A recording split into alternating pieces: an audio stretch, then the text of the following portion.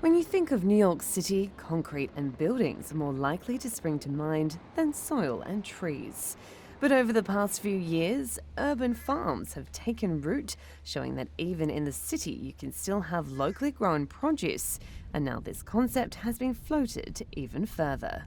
Imagine a space that's completely edible, and that's pretty much like the landscape is planted to be edible. So the foods are cultivated over time to be more delicious, and those are the plants that are planted in a human-made food forest. The brainchild of artist Mary Mattingly, Swale is a food forest on a barge where New Yorkers are invited aboard to forage for free produce. Mattingly is known for creating sculptural ecosystems in urban spaces.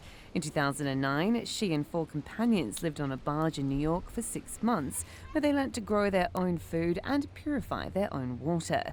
Several years later, she decided to apply what she learned to this project, turning New York's often overlooked water resources into something that literally and figuratively feeds the community. Aboard the boat are more than 80 species of trees and plants, from asparagus to arugula, all ripe for the picking.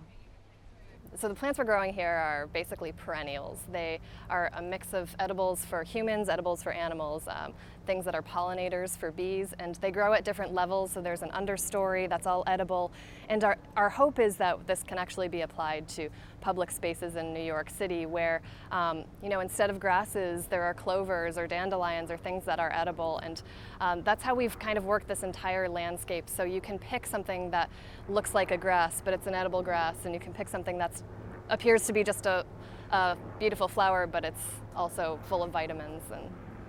After working with Mattingly on past projects, Rita Sharper came aboard to help with tending the plants and giving tours. She says visitors have been impressed to learn how they too could grow edible plants. Well, I've been getting a lot of just surprise, and then giving them ideas. They're just wowed by the ideas, like, oh, I can do this in my home, in my backyard, in my front lawn. They're just so amazed that what they can grow and what will stay edible all year round. Like all the ground cover herbs and stuff like that will still be green and edible all year round. Even if there's snow covering on them, it'll still grow.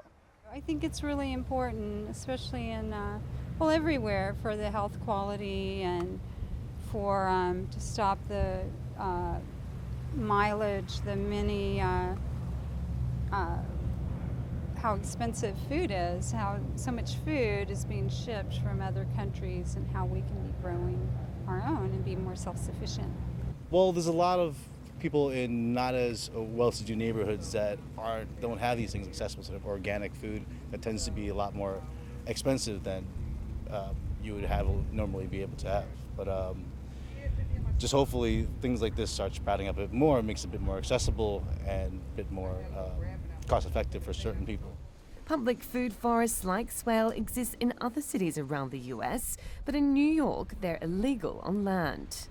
Despite more urban farms like Swale popping up in cities like New York, there are still millions of people who don't have enough access to fresh produce in cities around the US.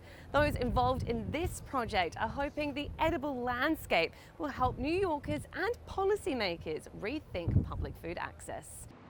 Much attention has been paid over the years to so-called food deserts in urban centres like New York, areas where access to fresh produce is scarce. Mattingly and her collaborators believe overturning the antiquated restriction of growing and foraging food on public land would be a step in the right direction to help overcome this.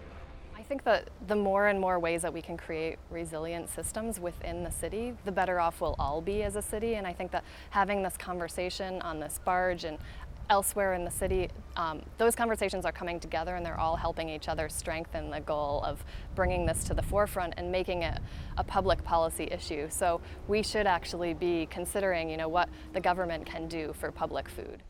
Swale has been moving around to different areas of New York City, and Mattingly and her team are hoping the idea continues to set sail, bringing free food to New Yorkers and hopefully one day taking root on land too.